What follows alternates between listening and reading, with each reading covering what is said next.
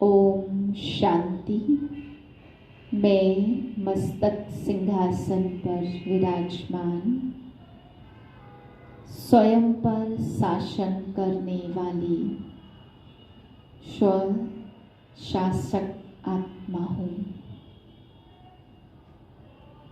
स्वयं का मालिक हूँ। सर्व कर्मेंद्रियों को ऑर्डर प्रमाण चलाने वाली हूँ।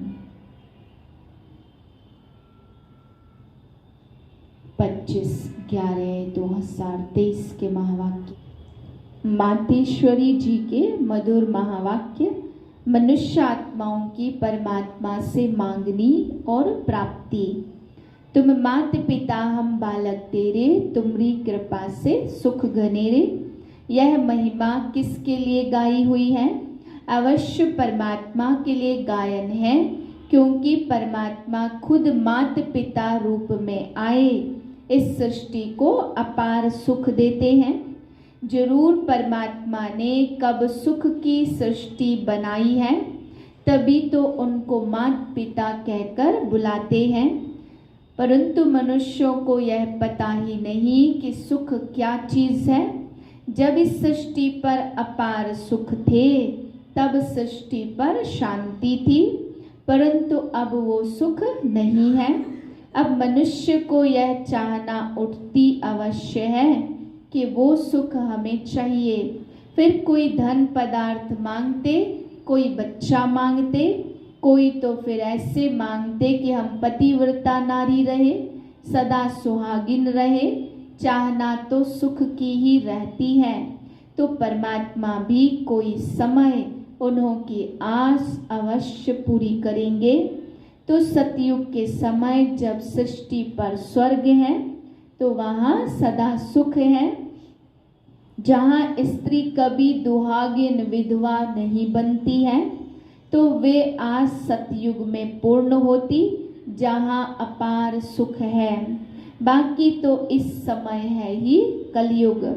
इस समय तो मनुष्य दुख ही दुख भोगते हैं। अच्छा, ओम शांति। के मीठे बच्चे ज्ञान की बुलबुल बन सारा दिन टिकलू टिकलू करते रहो, तो लौकिक और पारलौकिक माता पिता का शो कर सकेंगे।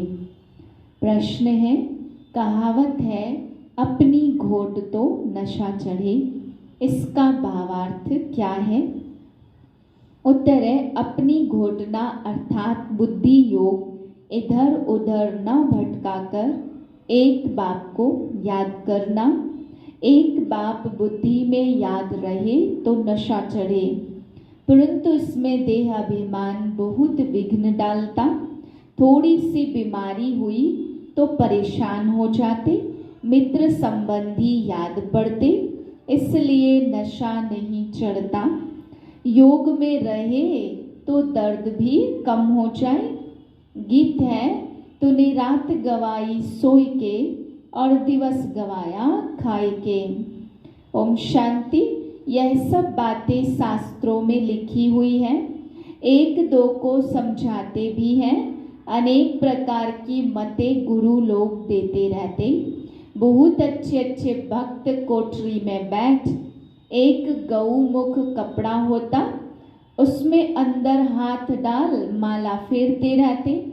यह भी सिखलाया हुआ फैशन है। अब बाप कहते यह सब छोड़ो, आत्मा को तो सिमरन करना है बाप का, इसमें माला सिमरने की बात नहीं।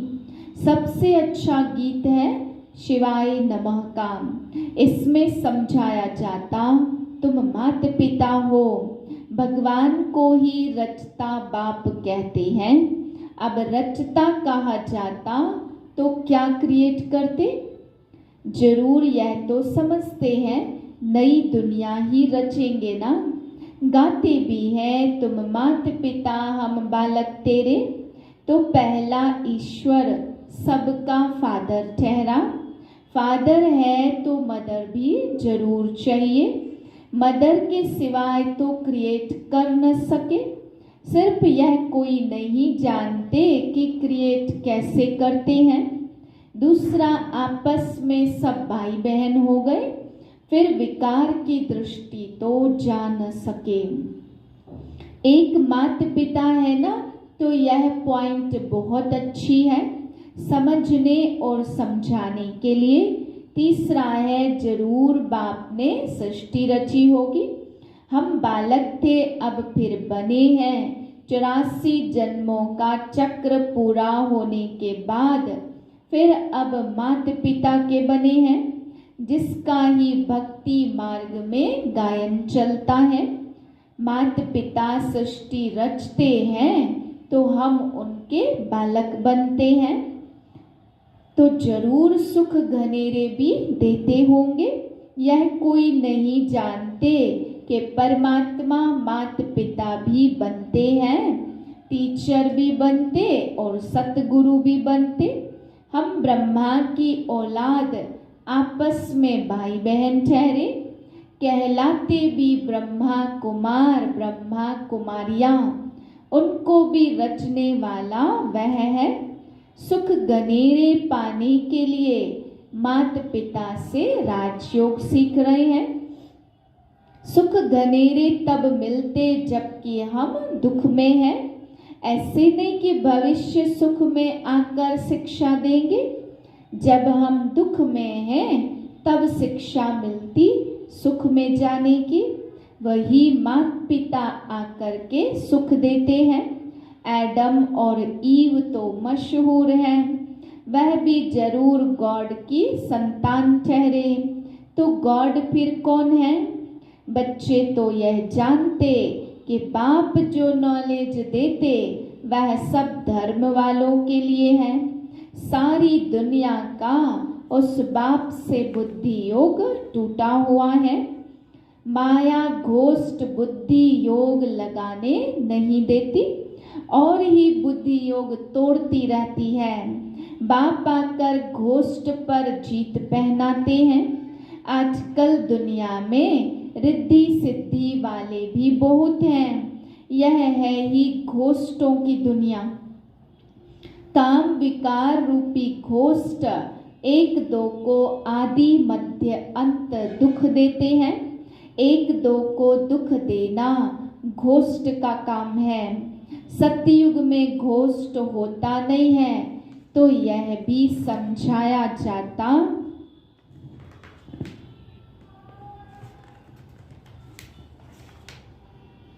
कि घोष्ट नाम बाइबल में है। रावण माना घोष्ट, यह है घोष्ट का राज्य। सतयुग राम राज्य में घोष्ट होता नहीं है, वहाँ सुख घनेरे होते हैं। ओम नमः शिवाय का गीत बहुत अच्छा है। शिव है माता पिता, ब्रह्मा विष्णु शंकर को माता पिता नहीं कहेंगे, शिव को ही फादर कहेंगे। एडम ईव अर्थात ब्रह्मा सरस्वती यहाँ हुए हैं। वहाँ क्रिश्चियन लोग गॉड फादर से प्रार्थना करते। यह भारत तो माता पिता का गांव है, उनका जन्म ही यहाँ है, तो समझाना है। तुम माता पिता गाते हो तो तुम आपस में भाई बहन ठहरे। प्रजापिता ब्रह्मा द्वारा रचना रचते हैं, वह तो एडॉप्ट करते हैं। सरस्वती भी एडॉप्ट हुई है। प्रजापिता ब्रह्मा ने एडॉप्ट किया, तब इतने ब्रह्मा कुमार कुमारियां बने हैं। शिव बाबा एडॉप्ट कराते जाते। नई सृष्टि ब्रह्मा द्वारा ही रची जाती है। समझाने की बहुत युक्तियां हैं, परंतु पूरा समझाते नहीं हैं। बाबा ने तो बहुत बार समझाया। यह नमः शिवाय का गीत जहाँ तहाँ बजाओ। हम माता पिता के बालक कैसे हैं, वह बैठ समझाते हैं। ब्रह्मा ने सृष्टि कैसे स्थापन की। अब कलयुग का अंत है, तो सतयुग फिर से स्थापन कर रहे हैं। तो बुद्धि चक्रित हो जाती है। हमेशा समझाना चाहिए, भगवान रचता तो सबका, बाप एक है तो फादर भी एक है। वह निराकार तो जन्म मरण रहित है ना। ब्रह्मा विष्णु शंकर को सूक्ष्म चोला है। मनुष्य 84 जन्म यहाँ लेते, सूक्ष्म वतन में तो नहीं लेंगे। तुम जानते हो हम माता पिता के बालक हैं, हम हैं नए बच्चे, तो बाप ने एडॉप्ट किया है। जब प्रजापिता ब्रह्मा है तो कितनी प्रजा होगी, जरूर एडॉप्ट किया होगा ना। ब्रह्मा को भुजाएं बहुत दिखाते, अर्थ तो कुछ भी नहीं समझते। जो भी चित्र निकले हैं अथवा शास्त्र निकले हैं, यह ड्रामा के ऊपर आधार रखना पड़ता। ब्रह्मा का दिन था, फिर भक्ति मार्ग शुरू हुआ है, वह चला रहा है। यह राजयोग बाप ही आकर के सिखलाते हैं, यह स्मृति में रहना चाहिए। कहते हैं अपनी घोट तो नशा चढ़े, परंतु बुद्धि योग बाप के साथ चाहिए। यहाँ तो बहुतों का बुद्धि योग भटकता रहता। पुरानी दुनिया के मित्र संबंधी आदि के तरफ या देह अभिमान में फंसे रहते हैं। थोड़ी बीमारी होती परेशान हो जाते, अरे योग में रहेंगे तो दर्द आदि भी कम होगा ना। योग नहीं तो बीमारी आदि कैसे छूटे। ख्याल करना चाहिए, माता पिता जो नंबर 1 पावन बनते हैं वही फिर सबसे जास्ती नीचे उतरते हैं। उनको तो बहुत भोगना भोगनी पड़े, परंतु योग में रहने के कारण बीमारी हटती जाती है। नहीं तो इनको सबसे जास्ती भोगना चाहिए ना, परंतु योग बल से दूर होते हैं और बहुत खुशी में रहते हैं। बाबा से हम स्वर्ग के सुख घनेरे लेते हैं, तो बहुत बच्चे अपने को आत्मा समझते ही नहीं हैं। सारा दिन देह का अभिमान है। बाबा आकर ज्ञान की टिकलू टिकलू समझाते तो तुम्हें ज्ञान की बुलबुल बनना है।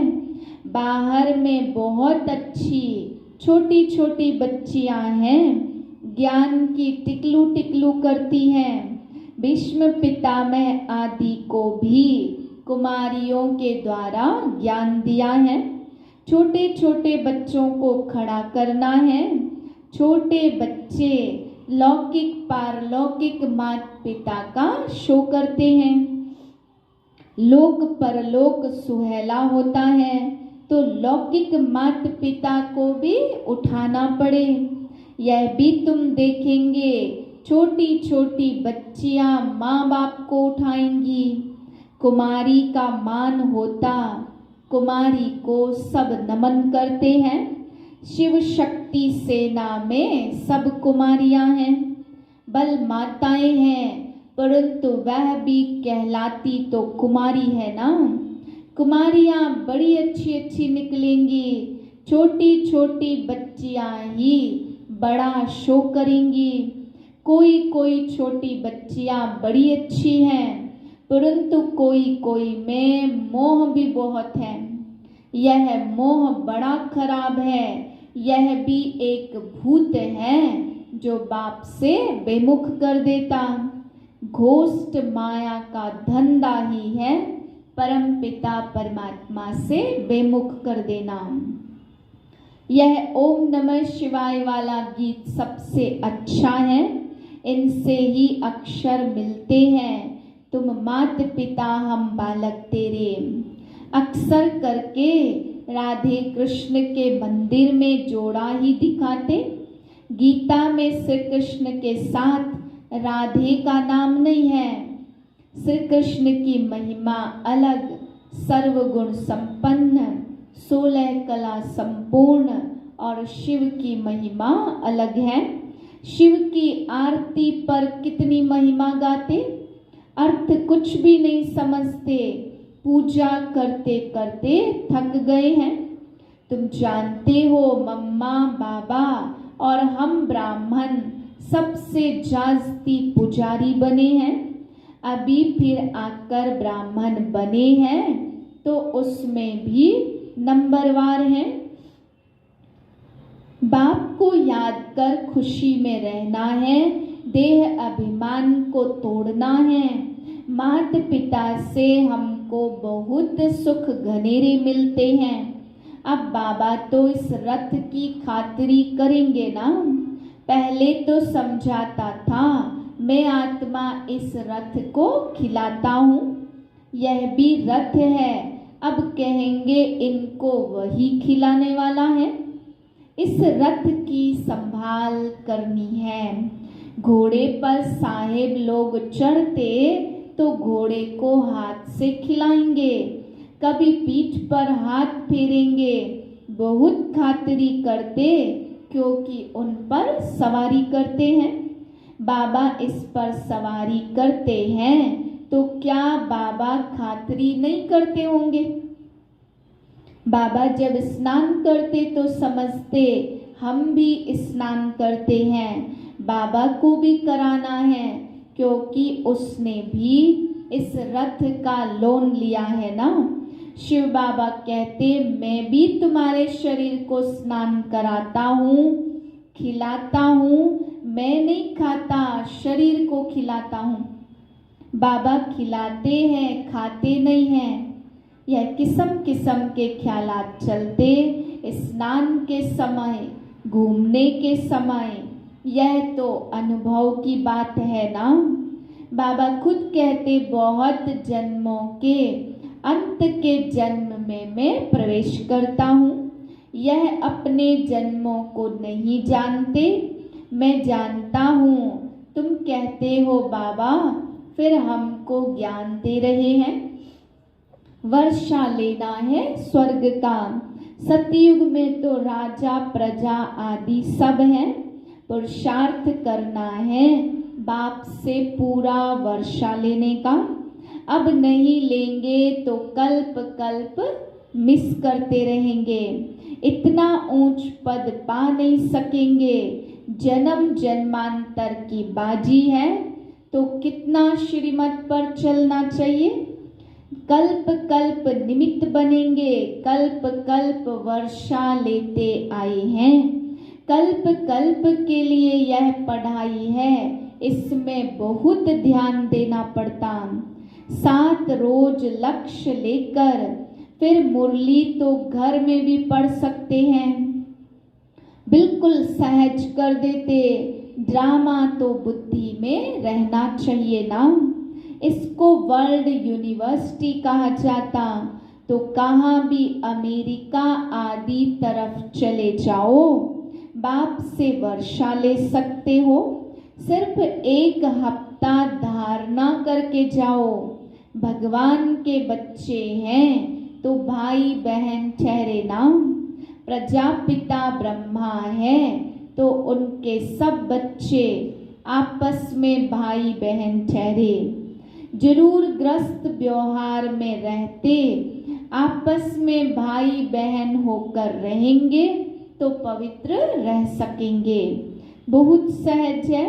अच्छा, मीठे मीठे सिकिलदे बच्चों प्रति माता पिता बाप दादा का याद प्यार गुड मॉर्निंग। रूहानी बाप की रूहानी बच्चों को नमस्ते। हम रूहानी बच्चों की रूहानी बाप को नमस्ते। धारणा के लिए है पहली पॉइंट, स्वयं को माया घोष्ट से बचाने के लिए ज्ञान योग में तत्पर रहना है। माया रूपी भूत का त्याग कर बाप का शो करना है। ज्ञान की टिकलू टिकलू करनी है। दूसरी पॉइंट, पढ़ाई पर पूरा ध्यान देकर बाप से वर्षा लेना है। कल्प कल्प की इस बाजी को किसी भी हालत में गंवाना नहीं है। वरदान है समय प्रमाण रूप बसंत, अर्थात ज्ञानी व योगी तु आत्मा बनने वाले स्वशासक भव। जो स्वशासक हैं वह जिस समय चाहे रूप बन जाए और जिस समय चाहे बसंत बन जाए, दोनों स्थिति सेकंड में बना सकते। ऐसे नहीं कि बनने चाहे रूप और याद आती रहे ज्ञान की बातें। सेकंड से भी कम टाइम में फुल स्टॉप लग जाए। पावरफुल ब्रेक का काम है, जहाँ लगाओ वहाँ लगे। इसके लिए प्रैक्टिस करो, जिस समय जिस विधि से जहाँ मन बुद्धि को लगाना चाहे वहाँ लग जाए। ऐसी कंट्रोलिंग व रूलिंग पावर हो। स्लोगन है, शांति दूत वह है जो तूफान मचाने वालों को भी शांति का तोहफा दे।